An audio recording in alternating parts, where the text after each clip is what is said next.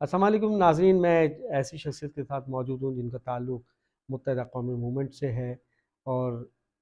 کیا نام ہے، باہلی کمیٹی سے بھی ہے، اور پاکستان پیپلز پارٹی سے بڑا گہرا تعلق رہا، مگر ان سے سوال یہ ہے کہ ایم کیو ایم میں آپ کیا کر رہے ہیں؟ پاکستان پیپلز پارٹی اور بھٹو بھی نام ہے ان کا، پورا نام میں ان کا لیتا ہوں، ان کا نام ہے اسلم بھٹو۔ تو اسلم بھٹو صاحب، سب سے پہلا سوال آپ سے یہ ہے کہ متحدہ قومی موومنٹ پاکستان یا متحدہ قومی موومنٹ، آپ اس میں کیا کر رہے ہیں؟ کیونکہ بھٹو تو پیپلز پارٹی میں ہی نظر آتے ہیں۔ سب سے پہلے تو بیگ صاحب آپ کا بہت بہت شکریہ کہ آپ آج میرے گھر پہ تشریف لائے اور as a MQM کے کارکن کے حیثیت سے میرا تعارف بھی کروایا، اور مجھے فخر ہے کہ میں ایم کیو ایم کا کارکن ہوں اور انشاءاللہ تعالیٰ رہوں گا۔ اور جہاں تک ایم کیو ایم میں آنے کا تعلق ہے کہ میں ایم کیو ایم میں کیا کر رہا ہوں، میری بدنصیبی یہ ہے کہ ظاہر میں اسلم بھٹو ہی ہوں۔ اگر اسلم بھٹو زرداری ہوتا تو آج پیپلز پارٹی سے ہی تعلق ہوتا میرا، لیکن چونکہ ایم کیو ایم ایک مڈل کلاس کی پارٹی تھی، اور اب تو کچھ شہری وڈیروں نے اس ایم کیو ایم پہ قبضہ کر لیا ہے جس انداز میں، اور جس انداز میں ایم کیو ایم کو بکھیر کے رکھ دیا گیا ہے، اور جس انداز میں ایم کیو ایم کی عوام کو، جو مہاجر قوم کو اس وقت لاوارث طور پہ، جیسے لاوارث لوگ ہوتے ہیں اس طرح سے چھوڑ دیا گیا ہے، تو بہت ساری ایسی چیزیں ہیں جو مجھے ایم کیو ایم میں لے کر آئی۔ اور اصل میں ایم کیو ایم میں آنے کا مقصد یہ تھا کہ یہ ایک مڈل کلاس کی گراس روٹ کی پارٹی تھی، جو کہ 98 جو مظلوم طبقہ ہے جس کے لیے یہ آواز بلند کرتی تھی، اور 2% مراعات یافتہ کے خلاف بات کرتی تھی۔ تو being a Bhutto, being a Sindhi, پھر ظاہر پاکستانی ہوں، پھر بینگ اے بھٹو اور سندھی، جب میں نے سن 2000 میں باقاعدہ شمولیت اختیار کی ایم کیو ایم میں، تو آج الحمدللہ سن 2000 سے لے کر 2023 سٹارٹ ہونے کو ہے، اور آج بھی میں ایم کیو ایم کا کارکن اور اسی پلیٹ فارم پہ کھڑا ہوں۔ اسلم بھٹو صاحب، لازمت سندھ تنظیمی کمیٹی کے بھی رکن رہے آپ، لازمت اندر کے ہیں لوگ، قریب ہوں گے آپ، الطاف حسین کے بھی قریب ہوں گے اور رابطہ کمیٹی کے بھی قریب ہوں گے۔ ایسا کیا ہوا جو ایم کیو ایم سے غلطی ہوئی یا الطاف حسین سے غلطی ہوئی، اور ایم کیو ایم سے غلطیوں پہ غلطیاں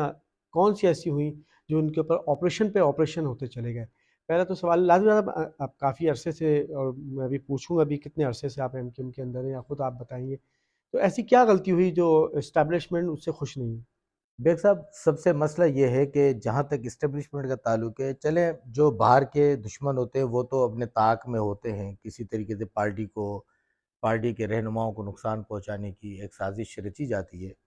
اور ہمیشہ سازشیں اس وقت کامیاب ہوتی ہیں جب گھر کے بھید ہی لنکا ڈھاتے ہیں۔ اور میں سمجھتا ہوں بینگ اے کارکن اور بینگ اے سیاسی ورکر کہ ایم کیو ایم کو جتنا نقصان ایم کیو ایم کے لوگوں نے دیا تو اتنا نقصان شاید ہی کسی نے دیا ہوگا، نمبر 1 پوائنٹ۔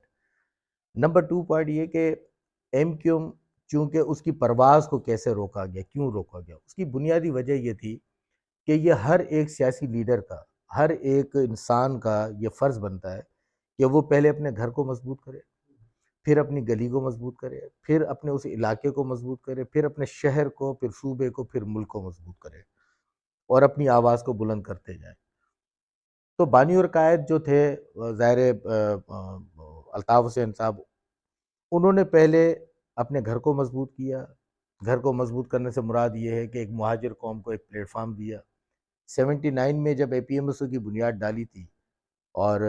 میں نے وہ وقت اور وہ دن بھی دیکھے کہ ایک اشارے پہ، ایک آواز پہ یہ پوری قوم یکجا ہو جاتی تھی، بیٹھ جاتی تھی اور لبیک کرتی تھی ایک آواز پہ۔ تو یہ پرواز دراصل ان کی یونٹی دیکھتے ہوئے مہاجر قوم کی، خاص طور پہ جب الطاف حسین نے یہ محسوس کیا کہ اب میں مہاجر قوم کو تو جو اکٹھا کر چکا ہوں، اب میں پوری قومیت کی بات کروں، پھر انہوں نے متحدہ قومیت کا ایک نام دیا، اناؤنسمنٹ کیا، جس کے اندر مجھ جیسے لوگوں کی، ظاہر بینگ سندھی، اگر مہاجر کے نام پہ اگر وہ پارٹی چل رہی ہوتی تو ظاہر میری کوئی جگہ گنجائش بنتی نہیں تھی۔ تو جب متحدہ کے نام پہ یہ کنورٹ ہوئی تو لا مالا مجھ جیسے ہزاروں سندھی ہو گئے، پختون ہو گئے، پنجابی ہو گئے، سرائکی ہو گئے، بہت سارے ایسی زبانیں بولنے والے لوگ ہیں جو آج بھی ایم کیو ایم کا حصہ ہیں. لیکن جیسے میں نے آپ کے انٹرو میں بھی کہا کہ شروع میں کہ ایم کیو ایم کو پرواز روکنے کی وجہ یہ تھی کہ مڈل کلاس کے لوگوں کو وہ آگے لے کر آ رہی تھی. اچھا، جو 2% مراعات یافتہ لوگ تھے، جو اسمبلیوں تک پہنچتے تھے، جو اپنے آباء و اجداد کی سیٹ کو سمجھتے تھے، قومی اسمبلی میں اگر کوئی چودھری، کوئی وڈیرا، کوئی سرمایہ دار اگر بیٹھا ہوا ہے تو انہوں نے ریٹائر نہیں ہونا ہے. جس طرح سے میں بڑی معذرت کے ساتھ کہ اسٹیبلشمنٹ میں اگر ہماری آرمی کے لوگ جنرل جو ہیں، جس طرح سے وہ ریٹائر ہونے کے بعد بھی اسی سیٹ کو سمجھتے ہیں کہ ہم اس سیٹ پہ بیٹھے ہوئے ہیں، بالکل اسی طرح سے ہمارے جاگیردار، وڈیرے اور سرمایہ دار جو اپنی بالادستی قائم کرنے کے لیے اگر ایک دفعہ قومی اسمبلی کے سینیٹر یا اسمبلی کے ممبر صوبائی اسمبلی کے بنتے تھے تو وہ سمجھتے تھے کہ یہ سیٹ ہماری آباء و اجداد کی ہو گئی. اچھا، ہم ان کے رہاک ہو گئے، سندھی میں رہاک کہتے ہیں ہاری کو، تو ہم ان کے ہاری ہو گئے اور وہ جیسے چاہیں گے ہمیں استعمال کریں گے، جیسے چاہیں گے. وہ آج کہیں گے کہ آج ان کو ووٹ دیں تو ہم ان کو ووٹ دیں گے، اگر وہ فے کو کہیں گے ہم فے کو ووٹ دیں گے. تو یہ سیاسی شعور اگر اس ملک میں اگر کسی نے دیا ہے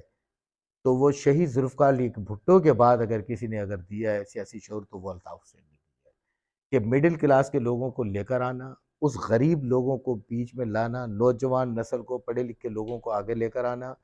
اور ان لوگوں کو ایم پی ایم این اے سینیٹر بننا جس کا تصور بھی نہیں کیا جا سکتا تھا کہ میں ایم پی اے بن سکتا ہوں یا سینیٹر بن سکتا ہوں. تو اس پرواز کو روکنے کے لیے وہ ایک مجموعہ، وہ ایک قوت اکٹھی ہو گئی.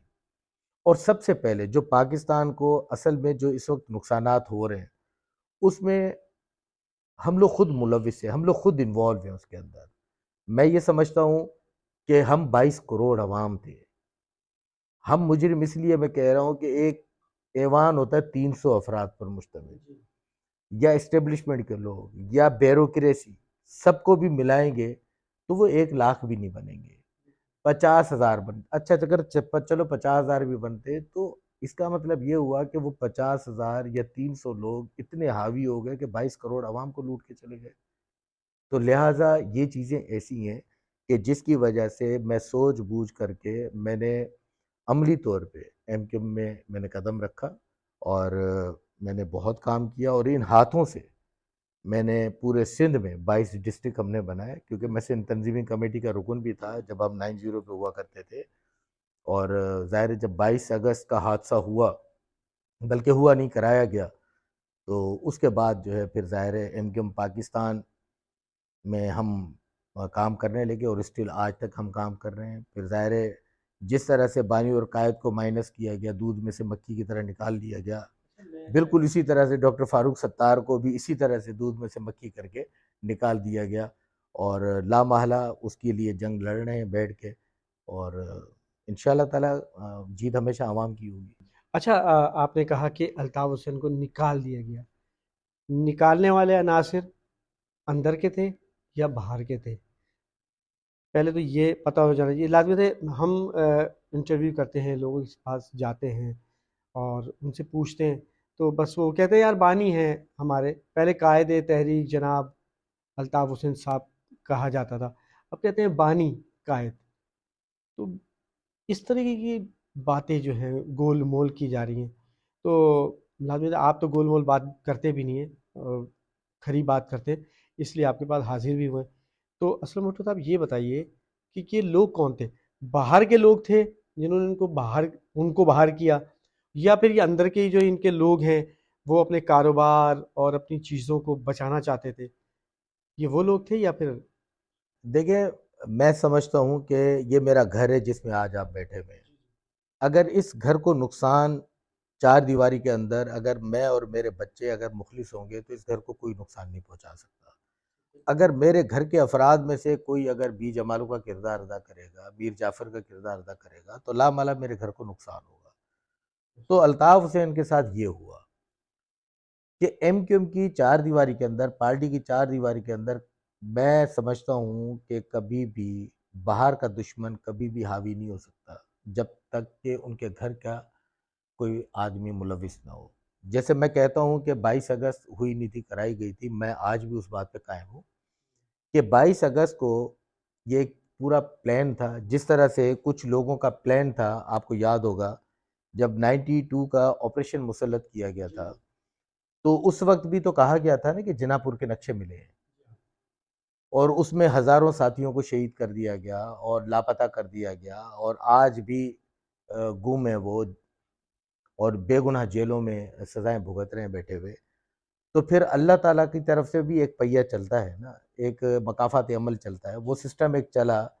کہ جنہوں نے یہ الزام عائد کیا تھا کہ جنا پور کے نقشے ملے اور ان کا کچھ کانسیپٹ کچھ اور تھا، انہوں نے ہی آ کے میڈیا پہ کہا کہ ایسی کوئی بات نہیں تھی، یہ ایک پری پلانڈ ایک معاملہ تھا۔ تو میں اپنے اداروں سے بس یہ ریکویسٹ کرتا ہوں کہ جب ایک جنا پور کے نقشے پہ جو کہ ایک بنائی ہوئی سٹوری تھی، جب اس وقت اتنے خطرناک آپریشن مسلط کر دیا گیا تھا اور ہماری نئی نسل کو برباد کر کے رکھ دیا گیا تھا، تو جب اس بات کی تردید ہوئی تو اس کا کیا اس قوم کے ساتھ ازالہ کیا گیا؟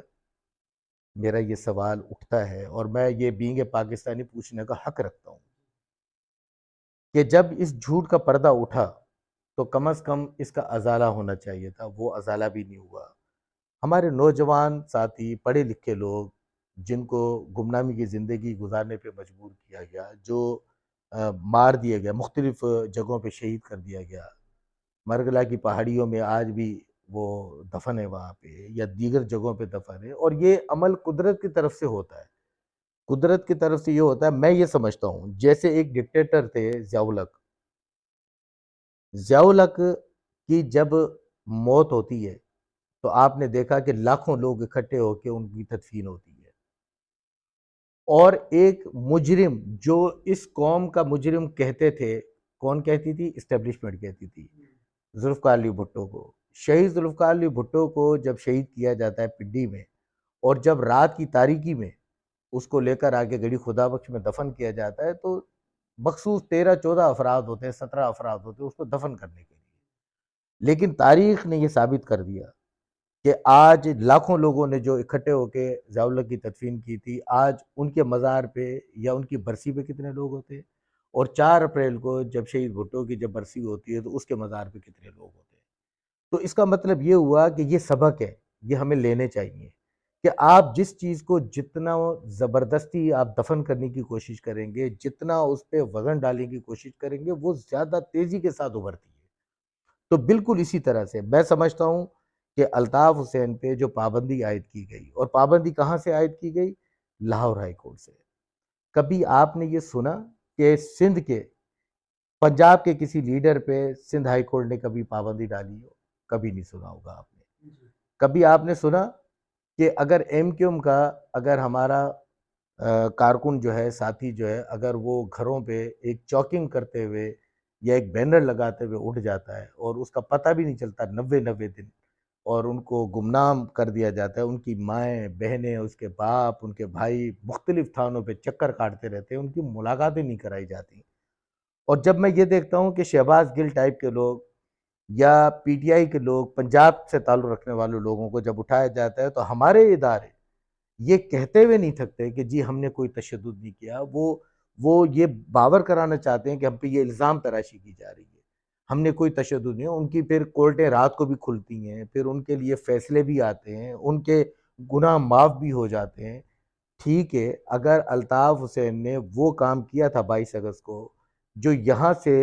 ایک پیغام گیا، یہاں سے ٹیلی فون پہ بات ہوئی اور وہاں سے ان چیزوں کو دہرایا گیا، اگر اس پاداش میں ان کو سزا دی گئی، ان پاداش میں ان کی آواز کو بند کیا گیا، اور اس کے باوجود بھی اس شخص نے ایک دفعہ نہیں 10 دفعہ معافی مانگی ہے، اس قوم سے معافی مانگی ہے، اسٹیبلشمنٹ سے معافی مانگی ہے، تو مجھے یہ بات سمجھ میں نہیں آتی کہ جو کورٹوں سے مفرور تھے، جو کورٹوں سے ایک نواز شریف صاحب ہو گئے، دیگر جو سیاسی لیڈران تھے، وہ جب کورٹوں سے سند شدہ، مستند، کہ جی انہوں نے ملک کو نقصان پہنچایا، انہوں نے کس طریقے سے زبان، لینگویج استعمال کی، جب راتوں کو کورٹیں کھلتی ہیں ان کو معاف کر دیا جاتا ہے، اور اسحاق ڈار ٹائپ کے لوگوں کو، جس کو کہا جاتا ہے کہ جی پاکستان کو برباد کرنے میں اس کا ہاتھ تھا، وہ پاکستان آ نہیں سکتے تھے، اور جس دن مفرور قرار دیے گئے تھے، اور جس دن وہ وہاں سے لندن سے آتے ہیں اور ڈائریکٹلی آ کے شیروانی پہن کے حلف لیتے ہیں، تو پھر تو میں یہ کہنے کا حق بجانب ہوں کہ ایسی کون سی لاٹھی ہے، ایسا کون سا قانون ہے کہ ان کے لیے وہ ہے اور ہمارے لیے کچھ اور قانون ہے؟ اچھا، 4 بڑے سیاستدان ہیں، اسد علی زرداری صاحب، جناب الطاف حسین صاحب، نواز شریف صاحب، عمران خان، چاروں نے پاکستان افواج کے لیے، ان کے کارکنوں نے ملک کے لیے اور کیا کچھ نہیں بولا۔ میرے خیال میں الطاف حسین اور ان چاروں کو، اگر چاروں کو اور ان کے کارکنان کو اگر وہ کمپیئر کیا جائے تو کیا سمجھتے ہیں عمران خان جو آج کل کر رہے ہیں افواج کے ساتھ بھی، پاکستان کے ساتھ بھی، میاں صاحب نے جو پاکستان کے ساتھ کیا، مودی گھر میں آ گئے، اور زرداری صاحب نے اینٹ سے اینٹ بچانے کی بات کری، کیا سمجھتے ہیں ان چاروں افراد کا گناہ برابر کا ہے یا اس میں کچھ آپ؟ دیکھیں، آپ 4 لوگوں کی نشاندہی کر رہے ہیں، میری نظر میں 4 سے زیادہ لوگ ہیں۔ دیکھیں، اسمبلی میں آپ نے دیکھا ہوگا، غفار خان کو آپ نے دیکھا کہ وہ قومی اسمبلی میں اس کی نشستیں بھی ہیں، لوگ بیٹھتے بھی ہیں، پاکستان کا کھاتے ہیں، پاکستان کا پیتے ہیں، لیکن جب مرتے ہیں تو کیا پاکستان نے جب ان کو شناخت دی، پاکستان نے ان کو رکھا، تو کیا 2-5 فٹ کی قبر نہیں دے سکتی تھی؟ لیکن انہوں نے اس قابل نہیں سمجھا، اور انہوں نے وصیت کی کہ مجھے کابل میں جا کے مجھے وہاں افغانستان میں تدفین کر دیا جائے۔ اور جب جن چاروں کا آپ نام لے رہے ہیں تو بدنصیبی یہ ہے کہ ہمارے سندھ کے یا کے پی کے یا بلوچستان کے جو بلوچ ہمارے بھائی ہیں، ان کے ساتھ زیادتی یہ اس لیے ہوتی ہے کہ نہ کسی کے پیچھے میاں لگا ہوا ہے، نہ کسی کے پیچھے نیازی لگا ہوا ہے، نہ کسی کے پیچھے کوئی اور چیز چودھری لگا ہوا ہے، تو ان کے لیے قوانین، میں یہی تو کہتا ہوں، میں بار بار اپنے پروگرام میں نے کہا ہے کہ قانون کی چھنی جو ہے وہ ایسی ہونی چاہیے کہ جس میں سب کے سب، اگر میں قیدی ہوں، اگر میں مجرم ہوں تو مجھے اس طریقے سے ٹریٹ کیا جائے، سزا دی جائے۔ اگر میں مجرم ہوں تو سزا دو، اگر نہیں ہوں تو مجھے سزا دینے کی کوئی ضرورت نہیں ہے۔ آپ دیکھیں کہ ان لوگوں کو جس انداز میں رکھا گیا، اینٹ سے اینٹ بجانے کی بھی بات کی گئی، لیکن وہ اس ملک کے صدر بن گئے۔ میں یہ سمجھتا ہوں کہ میں بڑا ایک خطرناک جملہ بولنے والا ہوں، پتہ نہیں اس کو کس طرح سے سمجھانا ہے۔ بینگ اے پاکستانی بیز اے عوامی سطح پہ، اگر میں گراس روٹ پہ کھڑا ہوا کارکن ہوں، کہتا ہوں کہ اس ملک میں جس شخص نے سب سے بڑی گالی دی ہے اس کو سب سے بڑا پاکستان کا عہدہ ملا ہے۔ یہ عجیب اتفاق سمجھ لیجئے یا کچھ بھی بات سمجھ لیجئے۔ اب سندھی ہو گیا یا مہاجر ہو گیا یا بلوچ ہو گیا، یا پھر آپ دیکھیں کہ جو ہمارے پختون بھائی ہیں، تو ان لوگوں سے ساتھ زیادتی صرف اس لیے ہو رہی ہے کیونکہ ہم آواز بلند نہیں کرتے۔ اگر ہم آواز بلند کرتے ہیں تو ہمارے درمیان میں ان سازشی ٹولوں کو بٹھا دیا جاتا ہے کہ جن کی وجہ سے یہ ساری چیزیں ہوتی ہیں۔ میں چھوٹی مثال آپ کو دوں،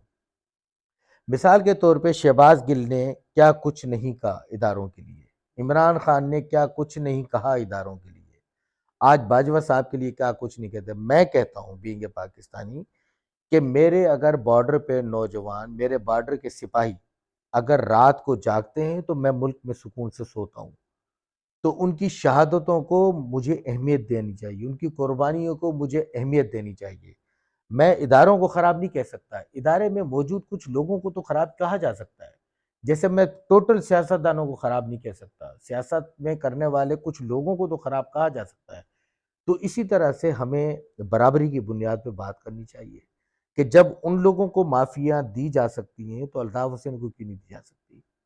میں تو یہ سمجھتا ہوں، آپ کی بات کاٹ رہا ہوں، میں تو یہ سمجھتا ہوں کہ ان مہاجروں نے جب پاکستان بنانے کے لیے قربانیاں دی تھیں، لاکھوں لوگوں نے ایک آگ کا دریا، ایک سمندر ایک کراس کر کے آئے تھے، خون کا دریا پار کر کے آئے تھے، جب دنیا میں پاکستان کا نام و نشان نہیں تھا، انہوں نے قربانیاں دیں تو پاکستان کو پاکستان کی شناخت ملی۔ پھر ان کے جو آباء و اجداد تھے جنہوں نے قربانیاں دی، پھر ان کی جو اولادیں ہیں، آپ ان کے ساتھ، میرے لیے یہ کتنی شرم کا مقام ہے کہ میں ایک اس شخص سے پوچھ رہا ہوں جنہوں نے پاکستان کے لیے قربانی دی، اور میں ان کی اولادوں سے پوچھتا ہوں کہ تم پاکستانی ہو یا نہیں ہو، اور پاکستان زندہ باد کا نعرہ لگاؤ۔ یہ زیادتی ہے، میں اس کو زیادتی سمجھتا ہوں۔ ہاں، اگر الطاف حسین نے جرم کیا ہے، اگر آصف علی زرداری نے جرم کیا ہے، پی ایم ایل این سے نواز شریف نے جرم کیا ہے، کسی نے بھی کیا ہے تو ایک لاٹھی سے آگے۔ اب ایسا ممکن نہیں ہے کہ طرح طرح کی لاٹھیوں سے آپ ہانکیں اور کسی کے لیے الگ قانون ہو اور کسی کے لیے الگ قانون ہو، تو ایسا ممکن نہیں ہے۔ اچھا ایسا تو نہیں ہے کیا نام ہے اسلم صاحب، بھٹو صاحب، کہ تمام قوموں میں جو 98% لوگ ہیں کہ ان کا راستہ تو نہیں روکا جا رہا؟ الطاف حسین کا نام لے کے، الطاف حسین کی رکاوٹ کر کے، اس میں اسٹیبلشمنٹ بھی شامل ہے، لازمی بات ہے سیاسی لوگ بھی شامل ہیں، وہ بھی چاہتے ہیں کہ الطاف حسین کا راستہ رکے۔ تو ایسا تو نہیں کہ تمام قوموں میں جو 98% ہے، اس میں پٹھان بھی ہیں، سرائکی بھی ہیں، سندھی بھی ہے، بلوچی بھی ہے، مہاجر بھی ہے، بہت ساری قومیں ہیں جو 98% ہیں بیچارے، ان کے پاس نہیں، وہ آگے نہیں پہنچ سکتے، اسمبلی تک نہیں پہنچ سکتے، پیسہ خرچ کر کے لوگ اسمبلی میں آتے ہیں، تو ایسے تو نہیں 98% کا راستہ روکا جاتا ہے۔ اچھا بریک پہ چلتے ہیں، بریک کے بعد پھر آپ سے اس سوال پہ بات کریں۔ السلام علیکم، میں ہوں علی احسان اور میں ہوں کراچی۔ میرا نام آصف شرمیلا ہے اور میں کراچی ہوں۔ السلام علیکم جی، میں ہوں ایاز خان اور میں کراچی ہوں۔ السلام علیکم، میں ہوں رؤوف لالا، میں کراچی ہوں۔ السلام علیکم، میں سلیم آفریدی ہوں، میں ہی کراچی ہوں۔ السلام علیکم، میں ہوں گلوکار عمران جاوید، میں کراچی ہوں۔ السلام علیکم، میں کراچی ہوں، میرا نام شفقت طارہ۔ السلام علیکم، میں ہوں ایمی خان، جی ہاں میں کراچی ہوں۔ السلام علیکم، میں انور شاہ، میں ہوں کراچی۔ السلام علیکم، میں ہوں رؤوف عالم اور میں ہوں کراچی۔ عامر ریمبو کا پیار بھرا سلام، میں ہوں کراچی۔ میں ہوں ایکٹر ڈائریکٹر پروڈیوسر لطیف بابر، میں ہوں کراچی۔ السلام علیکم، میرا نام زاہد شاہ ہے اور میں ہوں کراچی۔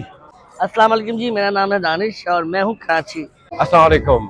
میں حنیف محمد ہوں اور میں کراچی ہوں۔ میرا نام وسیم علی خان ہے اور میں ٹرپل اے لکی بلڈرز کا اونر ہوں اور میں کراچی ہوں۔ السلام علیکم، میں صبا شیخ، میں کراچی ہوں۔ میں ہوں خالد عزیز خان ایکٹر اور میں کراچی ہوں۔ I'm سندر، میں کراچی ہوں۔ بریک سے واپسی آئیں اور بھٹو صاحب سے سوال ہم نے کیا تھا کہ کیا الطاف حسین کا نام لے کے ایسے تو نہیں وہ جو قومیں ہیں جن سے ہم، وہ خود الطاف حسین کہتے تھے 98% کا میں جو ہوں قائد ہوں، ایسے تو نہیں ان کا نام لے کے ان کو کر کے ان لوگوں کو روکا جا رہا ہو جو اسمبلیوں میں چھوٹے علاقوں سے، محلے سے، چھوٹے خاندان سے لوگ جا کے اسمبلیوں میں انہوں نے اپنا حصہ ڈالا؟ جس بات کی آپ نشاندہی کر رہے ہیں وہ 98% مظلوم طبقے کی بات آپ کر رہے ہیں، تو ظاہر ہے یہ ہماری بدنصیبی ہے کہ ہم لوگ میجورٹی میں زیادہ ہیں اور 2% مراعات یافتہ لوگ ہم پہ حکمرانی کرتے آ رہے ہیں جب سے پاکستان بنا ہے اور آج تک کرتے آ رہے ہیں، کیونکہ ہمیں اپنے حقوق کا پتہ ہی نہیں ہے، ہمیں اپنی طاقت کا اندازہ ہی نہیں ہے، تو اس لیے ہمارے اوپر وہ حکمران ہے۔ تو جہاں تک تعلق ہے اس چیز کا، تو اس میں کوئی شک نہیں ہے کہ جو 98% مظلوم طبقہ ہے وہ نہ مہاجر ہے، نہ سندھی ہے، نہ سرائکی ہے، نہ بلوچی ہے، نہ پنجابی ہے۔ مظلوم طبقے کا نام ہے مظلوم طبقہ۔ اگر یہ مظلوم طبقہ کوانٹیٹی میں بہت میجورٹی میں ہے، اگر یہ ایک ہو جائے تو میرے خیال میں وہ 2% مراعات یافتہ لوگ جو ان کا خون چوس رہے ہیں بیٹھے ہوئے، جو اس ملک کو درندوں کی طرح لوٹ رہے ہیں بیٹھے ہوئے، اور جب سے پاکستان بنا ہے اور پاکستان کی بنیادوں کو کھوکھلا کر رہے ہیں بیٹھے ہوئے، تو اگر یہ مظلوم طبقہ اکٹھا ہو جاتا تو ان لوگوں کی 2% جو مراعات یافتہ لوگ ہیں ان لوگوں کی گنجائش نہیں بنتی تھی۔ تو میرے خیال میں کچھ جن لوگوں نے 98% مظلوم طبقے کی آواز بلند کی، ان کو یا تو پھانسی پہ لٹکا دیا گیا، یا ان کو گولی اور بم سے مار دیا گیا، یا پھر ان کو پارٹیوں سے بھی مائنس کر دیا گیا۔ تو جب تک ہمارے پاس قانون کی بالادستی، میں پھر کہہ رہا ہوں کہ قانون کی بالادستی جب تک نہیں ہوگی اور قانون سب کے لیے برابری کی بنیاد پہ نہیں ہوگا، ہمارا ملک، ہمارا شہر، ہمارا صوبہ کبھی ترقی نہیں کر پائے گا۔ اچھا قانون کی آپ نے بات کہی تو قانون کے اس پہ میں بات کرتا ہوں آپ سے۔ آج کل لندن میں پراپرٹی کے حوالے سے کیس چل رہا ہے، امین الحق صاحب گئے تھے اس کیس کو وہاں پہ پٹیشنر بن کے پٹیشن لگائی انہوں نے، مگر جب کیس چلنا شروع ہوا تو وہ آپ کے سامنے صورتحال ہے، اس پہ میں سوال کرتا ہوں آپ سے۔ فاروق ستار صاحب نے کیا کہا وہ بھی آپ کو پتہ ہوگا۔ امین الحق تو میرے خیال میں ایسے دوڑے کہ وہ ابھی تک لوگ لندن کورٹ میں بھی نہیں مل رہے اور پاکستان میں بھی وہ غائب ہے. تو کیا کہتے ہیں آپ لندن کا جو گھر کا وہاں کی جو پراپرٹی کا کیس ہے وہ کہاں جا رہا ہے؟ دیکھیں مجھے اس وقت حیرانگی ہوئی تھی اور مجھے خوشی بھی ہوئی. ٹھیک ہے، اگر لندن کی پراپرٹی کے حوالے سے الطاف حسین پہ کیس کیا گیا ہے، اور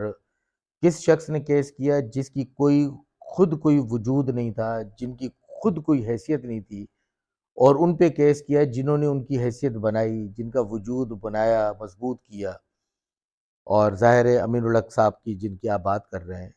تو ظاہر ہے وہ جب وفاقی منسٹر بنے تھے تو ظاہر ہے کچھ وعدے کیے ہوں گے، کچھ وعید کیے ہوں گے، اور ظاہر ہے پھر ان کا نبھانے کا وقت بھی آیا ہوگا. تو ہو سکتا ہے پاسبل ہے کہ انہوں نے یہ وعدہ کیا ہو کہ جی میں بانی اور قائد کے خلاف جاؤں گا اور یہ کیس داخل کروں گا، اور اس میں اس کے اندر ایم کیو ایم کے جو بڑے رہنما خود کو کہتے ہیں وہ اس کے اندر انوالو ہوں گے، اور بالکل ڈیفینیٹ ہیں وہ لوگ. جس طرح سے اس کیس سے مجھے ایک بات کا اندازہ ضرور ہوا کہ جس شخص کے لیے یہ اسٹیبلشمنٹ یا دیگر پارٹی کے لوگ کہتے تھے کہ جی الطاف حسین بھتہ خور ہے، الطاف حسین بہت بڑا دہشت گرد ہے، الطاف حسین رو کا ایجنٹ ہے، جنا پور کا نقشہ بھی وہ بناتا ہے اور لوگوں کو اغوا بھی وہ کرتا ہے، لیکن وہ دیکھ کے میں بڑا حیران ہوتا ہوں کہ جب لنڈن کورٹ کے اندر یہ بیان دیا جاتا ہے کہ جی لنڈن کی جتنی بھی پراپرٹی ہے وہ تو الطاف حسین کے نام پہ گلاس بھی نہیں ہے.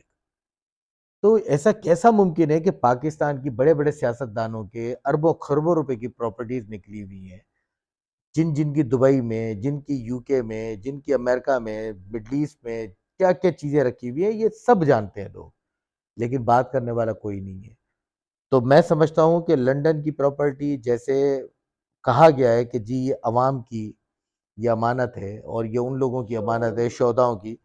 تو میں اس کو اون کرتا ہوں اور میں کہتا ہوں کہ بھائی لنڈن کا فیصلہ جب ہوتا جائے گا، جواب اس کا آئے گا، اس کا فیصلہ آئے گا تو ٹھیک ہے، لیکن کم از کم آپ پاکستان سے شروعات کریں. کنوینر خالد مقبول بھائی نے یا دیگر لوگوں نے یہ کہا ہے کہ جی اس پراپرٹی کو بیچ کے ہم عوام میں، مہاجر قوم میں تقسیم کرنا چاہ رہے ہیں. تو جب وہ کیس جیت کے آئیں گے وہ بھی آپ تقسیم کریں. پہلے آپ یہ کریں کہ 79 سے جب ایم کیو ایم کی بنیاد ڈلی تھی، جب آپ لوگ کوئی سائیکل پہ، کوئی موٹر سائیکل پہ، کوئی پھٹی چپل پہ، کوئی بسوں میں دھکے کھا کے آگے پہنچتا تھا، جب پارٹی نے ایم پی ایم این اے سینیٹر ان کو بنا دیا اور آج وہ کنگال پتی سے کروڑ پتی لکھ پتی ہیں وہ، تو پہلے وہ اپنے اثاثے ظاہر کریں، کے ایف کے گراؤنڈ پہ رکھیں. اور یہ امانت ہے اس مہاجر قوم کی، میں پھر کہتا ہوں یہ امانت ہے اس مہاجر قوم کی جنہوں نے اپنی جانوں کا نذرانہ دیا،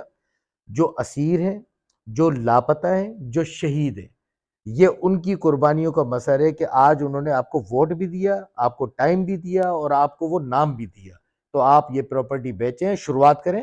شہداء فیملی سے شروعات کریں، لاپتہ فیملی سے شروعات کریں، اسیر کارکنان کی فیملی سے شروعات کریں، آپ ان کے گھروں کو اکوموڈ کریں. آپ کیا سمجھتے ہیں کہ شہداء کی فیملی کے ساتھ اس وقت کیا ہو رہا ہے؟ آپ کیا سمجھتے ہیں کہ لاپتہ اور اسیر فیملیز کے ساتھ اس وقت کیا ہو رہا ہے؟ ان کے باپ سے، ان کی بیوی سے، کسی کی بہن سے، کسی بیٹی سے پوچھے تو صحیح ان کے ساتھ ہو کیا رہا ہے؟ 5,000 کا وظیفہ شہید کے لیے، 5,000 کا وظیفہ، 3,000 کا وظیفہ، یہ کیا؟ جن کی وجہ سے آپ بڑے بڑے نامور سیاستدان بن گئے، جن کی وجہ سے آپ ارب پتی کروڑ پتی بن گئے، آپ ان کے لیے یہ کر رہے ہیں بیٹھے ہوئے. تو یہ زیادتی ہے. میں کہتا ہوں کہ مہاجر قوم کو ایک یکسانیت کی بنیاد پہ ایک پلیٹ فارم پہ اکٹھا ہونا چاہیے، یہ بالکل ہونا چاہیے، اور انہوں نے ان کا حساب لینا چاہیے. اگر آج اسلم بھٹو اگر موٹر سائیکل پہ آتے تھے ایم کیو ایم کے اندر، آج اگر میں ویگو پہ آ رہا ہوں، ڈیفینس میں رہ رہا ہوں، کلفٹن میں رہ رہا ہوں، تو ایم کیو ایم کے کارکن کا یہ فرض، بلکہ میں کہتا ہوں تمام پولیٹیکل ورکرز کا یہ فرض بنتا ہے کہ اپنے ایم پی اے سے، اپنے ایم این اے سے، اپنے سیاسی لیڈر سے گریبان پکڑ کے پوچھیں کہ کل جب تم آتے تھے تو موٹر سائیکل پہ آتے تھے یا ایک ٹیکسی پہ آتے تھے، اور آج اپنی ویگو پہ اور 10 گن مینوں کے ساتھ آ رہے ہو، تو یہ تمہارے پاس کہاں سے آیا؟ پہلے یہ بتائیں. تو ضرور ہونا چاہیے حق کے ساتھ، عوام کو اس کا حق ملنا چاہیے. اور میں کہتا ہوں کہ یہ پراپرٹی کا جو کیس چل رہا ہے اس میں آپ آئیں. خالد مقبول بھائی، میں آپ سے گزارش کرتا ہوں، اپیل کرتا ہوں، اگر آپ سمجھتے ہیں کہ شہداء کا حق ہے، اسیر فیملیز کا حق ہے، لاپتہ فیملیز کا حق ہے، تو میں آپ کی اس بات کو اون کرتا ہوں. آپ لیں تمام لوگوں سے، جن لوگوں نے پارٹی کے گھروں میں رہائش پذیر ہیں وہ گھروں کو خالی کریں، وہ پراپرٹی فارغ کریں، بیچیں اور ان شہداء میں لاپتہ اور رسی فیملی میں آپ تقسیم کریں آپ۔ اچھا یہ تو لندن کا لازمیانہ فیصلہ آپ نے مجھے بتایا، سنایا، اور کیا نام ہے الطاف حسین جو ہے ان کی کراچی میں سیاست میں کیا سمجھ رہے ہیں جگہ ہے؟ اسی کے ابھی کچھ دن پہلے کوئی ایم کیو ایم کے ہی سیاسی لیڈر بہت مانے جاتے ہیں رضا ہارون صاحب نے کہا کہ الطاف حسین صاحب کو اب نہیں پتہ کہ نوجوان ان کے ساتھ ہیں یا نہیں ہیں، اور اب تو بہت چینج ہو گیا ہے، کراچی کی صورتحال چینج ہو گئی، سیاست کی صورتحال چینج ہو گئی۔ تو کیا سمجھتے ہیں؟ ہم تو یہ دیکھتے ہیں کہ سوشل میڈیا پہ چھوٹے چھوٹے بچے جو ہیں الطاف انکل آپ آ جائیں، الطاف انکل آ جائیں، تو وہ تو الطاف انکل کو یاد کر رہے ہیں۔ تو یہ سمجھتے ہیں کہ کیا واقعی یہ اب جو یوتھ ہے وہ الطاف حسین سے پیار نہیں کرتے؟ کہ رضا ہارون بھائی بہت اچھے انسان ہیں اور میں ان کی قدر بھی کرتا ہوں، ان کی عزت بھی کرتا ہوں، لیکن جہاں تک یہ ہے کہ نوجوانوں میں تبدیلی آ گئی ہے، دیگر چیزیں آ گئی ہیں، تو پھر ٹھیک ہے نا، تو پھر ایک کام یہ کر لیتے ہیں کہ 2018 کا الیکشن بھی ہم پلڑے میں رکھتے ہیں کہ جس طرح سے ایم کیو ایم کی سیٹیں چھینی گئیں، جیتی نہیں گئی، چھینی گئیں، اور پی ٹی آئی کے اراکین جو آج لاپتہ ہیں کراچی سے، دیکھیں ایک جبری لاپتہ ہوتے ہیں، ایک مصنوعی لاپتہ ہوتے ہیں۔ میں نے دیکھا ہے کہ جبری لاپتہ ایم کیو ایم کے کارکنان تھے اور مصنوعی لاپتہ پی ٹی آئی کے MP MNAs ہیں۔ کیا کراچی کے MP MNAs کہاں ہیں؟ آج کراچی کی کیا صورتحال ہے؟ کراچی کو آن کیا جا رہا ہے کہ نہیں کیا جا رہا؟ کراچی کے اندر سندھ حکومت، جیسے سندھ میں ایک ہم کہتے تھے کہ جو موہنجو داڑو ہے وہ لاڑکانہ ڈسٹرکٹ میں آتا ہے، تو میں تو یہ سمجھتا ہوں کہ کراچی میں آپ جب گھومیں گے، اٹھیں گے، بیٹھیں گے، تو آپ کو موہنجو داڑو کی یاد تازہ ہو جائے گی۔ تو بالکل اگر آپ سمجھتے ہیں کہ ان کو اس بات کا علم نہیں ہے، تو میں چاہتا ہوں کہ جس طرح سے آپ نے پاکستان کے بڑے بڑے سیاسی لیڈروں کو معاف کیا ہے، رات کو اگر کسی چودھری کے لیے، کسی میاں کے لیے، کسی کے لیے بھی رات کو 6 بجے، رات کو 12 بجے کورٹ کھلتی ہے، تو یہاں کے لوگوں کے لیے بھی کورٹیں کھلنی چاہیے، ان کو انصاف ملنا چاہیے، معاف کر دینا چاہیے۔ میں اسی بات پہ آ رہا تھا آپ کے، جہاں تک کراچی میں عنصر کا تعلق ہے کہ سیاسی پوزیشن ان کی ہے یا نہیں ہے، تو آپ نے ضمنی انتخابات میں دیکھا نا، آپ نے ضمنی انتخابات میں کس نے جیتا؟ بھائی جنہوں نے سیاسی بڑے بڑے لیڈران الیکشن میں کھڑے ہوئے تھے نا، وہ کیوں ہار گئے؟ اور کون جیتا؟ جس نے بائیکاٹ کیا تھا نا۔ تو اس کا یہ مطلب ہوا کہ بائیکاٹ کرنے والا کا جو تاثر ہے، جو ان کی پوزیشن ہے، وہ آج بھی موجود ہے۔ اگر آپ سمجھتے ہیں کہ اس کی پوزیشن بالکل ختم ہے، تو ٹھیک ہے، آپ ایک کام یہ کیجئے کہ جس طرح سے آپ سب کو موقع دے رہے ہیں، آپ پی ٹی آئی کو بھی دے رہے ہیں، آپ نواز شریف کو بھی دے رہے ہیں، دیگر کو بھی دے رہے ہیں، ایک دفعہ آپ الطاف حسین کو بھی 10 منٹ کا ٹائم دے دیجئے۔ بھائی آپ 10 منٹ کا آپ کو ہیلو کا ٹائم دے دیجئے، اور آپ لگ پتہ جائے گا کہ جس دن کراچی کے گھروں پہ تالا پڑ جائے گا، ہر سڑک بھری ہوئی ہوگی، تو اندازہ تو ہو جائے گا نا۔ پھر رضا ہارون بھائی سے بھی پوچھوں گا، دیگر لوگوں سے بھی پوچھوں گا کہ بھائی آواز کو بند کرنے میں، آن کرنے میں کتنا فرق ہوتا ہے۔ دیکھیں میں پھر آپ سے کہہ رہا ہوں، آپ کے پروگرام کے توسط سے، کہ پاکستان مخالف کوئی بھی ہے، اگر اس میں میرا بیٹا، میرا بھائی، میرا گھر کا فرد ہوگا، سب سے بڑی رکاوٹ اس کے لیے میں ہوں گا، کیونکہ اس پاکستان کی شناخت کی وجہ سے ہمارے نوجوانوں نے جانوں کا نذرانہ پیش کیا ہے، اور اس کو تحفظ کرنا ہمارا کام ہے۔ اگر ہم پاکستان کو تحفظ کریں گے تو اس کا مطلب ہے کہ ہم محفوظ ہوں گے۔ اگر ہم پاکستان محفوظ نہیں ہے تو ہم محفوظ نہیں ہیں۔ لیکن جبری طور پہ اگر آپ کسی پاکستانی کو آپ پاکستانی نہیں مانیں گے، تو پھر یہاں تو پھر سوال اٹھیں گے، اور پھر یہاں پہ اسٹیبلشمنٹ پہ بھی انگلی اٹھے گی، اور یہاں پر پھر ان سیاستدانوں کے خلاف بھی انگلی اٹھے گی، اور پھر یہاں پر ان عدلیہ کے خلاف بھی انگلی اٹھے گی جو ڈرائنگ روم میں بیٹھ کے فیصلے کرتے ہیں۔ فیصلہ ہونا چاہیے عوامی سطح پہ ہونا چاہیے، گراس روٹ کا فیصلہ ہونا چاہیے، جو کہ جس فیصلوں کو تائید ہونی چاہیے۔ آج بھی بھٹو کے پھانسی کو جوڈیشل مرڈر کیوں کہا جاتا ہے؟ اس کی بنیادی وجہ یہی ہے، کیونکہ آپ کسی کو زبردست، اس قتل میں اس کو پھانسی پہ لٹکا دیا گیا جس کے اندر شہید بھٹو جو تھے وہ براہ راست انوالو ہی نہیں تھے، اور آپ نے 22 اگست کو اس شخص پہ آپ نے تالا بندی کر دی، اس پہ آواز آپ نے بند کر دی کہ جس نے ایک ٹیلی فون کال پہ یہاں سے جو چیز جا رہی تھی، اور انہوں نے جب ریپیٹ کی تو مائک پہ اور ساؤنڈ سسٹم پہ لگا دیا گیا، اور دنیا کو بتا دیا گیا کہ انہوں نے، چلو ان کے منہ سے اگر غلط جملہ نکل گیا تو بھائی انہوں نے دسیوں دفعہ معافی بھی تو مانگی ہے. یہاں پہ صرف کورٹیں یہ کہتی ہیں کہ آپ ایسا کریں، آپ یہ لکھ کے دے دیں تو ہم کچھ نہ کچھ سوچتے ہیں. ارے جب آپ ان کو یہ کہتے ہیں کہ یہ لکھ کر دے دیجئے ہم کچھ سوچتے ہیں، تو اس شخص نے تو بیٹھ کے معافیاں مانگی ہیں، ریٹرن میں معافیاں مانگی ہیں، سب کچھ کیا ہے، تو ان کو معاف کیوں نہیں کیا جاتا؟ تو لہٰذا میں کہتا ہوں کہ اس ملک کو مضبوط کرنا ہے تو سب کو برابری کی بنیاد پہ دیکھا جائے. اگر سب کو برابری کی بنیاد پہ نہیں دیکھا جائے گا تو یہ ملک بھی کمزور ہوگا، یہ قوم بھی کمزور ہوگی. جی، یہ اسلم بھٹو صاحب تھے جن سے میں نے آج ان سے انٹرویو تھا، اور الطاف حسین کے حوالے سے، ان کے کیس کے حوالے سے، ان کی جو 22 اگست کو جو بات انہوں نے کہی اس کے حوالے سے ہم نے تفصیلی انٹرویو کیا ان سے، مگر نشست میں بہت ساری چیزیں ایسی رہ گئی ہیں. اگلا ایک پروگرام ان کے ساتھ اور نشست لگائیں گے، اس میں اور بہت سارے بے شمار سوال ہیں. پاکستان کے حوالے سے ہمارے سوال ہیں، لا انفورسمنٹ ایجنسی کے حوالے سے سوال ہیں، اور لازمت آج کل آپ دیکھ رہے ہوں گے پاکستان کی صورتحال کتنی بگڑتی جا رہی ہے، اس پہ ہم سوال کریں گے. اگلی نشستیں بہت جلدی لگائیں گے انشاءاللہ، اور پاکستان کو ترقی دے. اور اسلم بھٹو جیسے لوگ جو ہیں پاکستان کو کے افواج کے لیے سوچتے ہیں اور پاکستان کے لیے سوچتے ہیں، مگر پاکستانی افواج کو بھی اپنی قوم کے لیے سوچنا چاہیے، چاہے وہ قوم مہاجر ہو، سندھی ہو، بلوچی ہو، پنجابی ہو، پٹھان ہو، سرائکی ہوں، گلگتی ہوں، جو ہمارے پاس جتنی بھی قومیں، میمن ہوں، جتنی قومیں یہاں پر موجود ہیں، سب قوم کو اس ملک کے ساتھ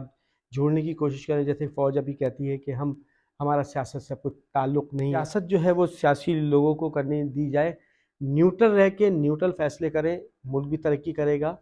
اور قوم بھی ترقی کرے گی. اگر اس پاکستان کو اوپر دیکھنا ہے، ترقی یافتہ ملک دیکھنا ہے، تو نیوٹرل فیصلے کریں، انشاءاللہ پاکستان ترقی کرے گا. میں آپ سے اجازت چاہتا ہوں. محمد نعیم بیگ آئندہ کسی بھی مہمان کے ساتھ